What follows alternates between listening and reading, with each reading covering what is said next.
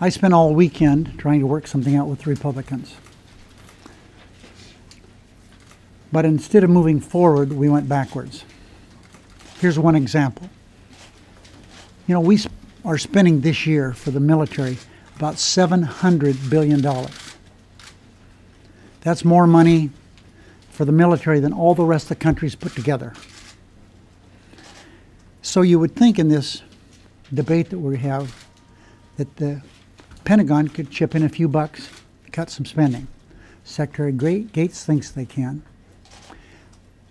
This weekend, the Republicans wanted to raise spending for the Pentagon.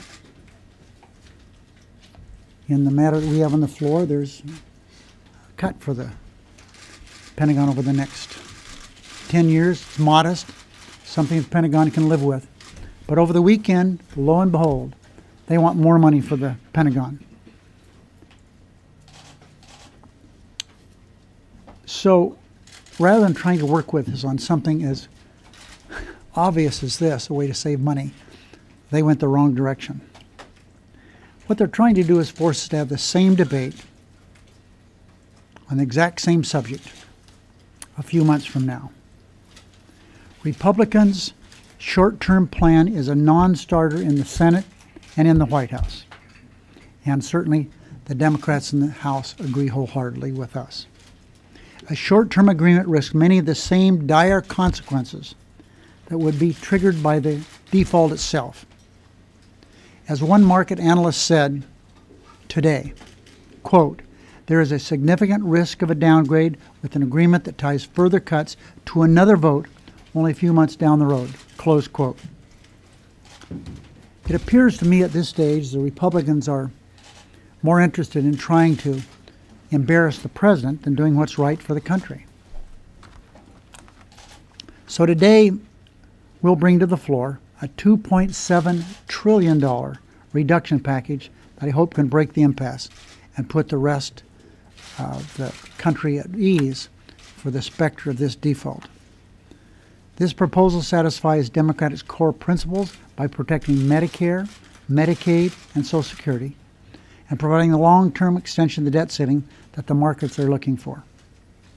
The bill also meets Republicans' demands, two major demands. It contains no revenues, and the amount of the cuts meets the amount of the debt ceiling increases. They wanted a one-for-one, that's what we've given them. So now all the Republicans have to do is say yes.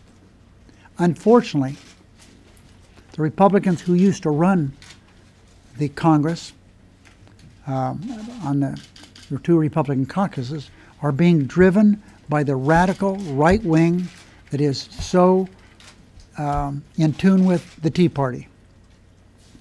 They want their leaders to ignore the American people as they're doing. They want their leaders to ignore the business leaders like the Chamber of Commerce that they're ignoring. And even a majority of Republicans around this country want something to happen, and they're refusing to do that. They'd rather cut Social Security benefits than end taxpayer-funded giveaways for these billionaires and millionaires who have their corporate jets. We should not let these extremists dictate the outcome of this debate or the direction of our country. The time for ideological extremism should end. Now is the time for cooperation and consensus building, and that's what legislation is all about, the art of compromise, and they've got to break away from those extremists that seem to be running the Republican Party here in Washington.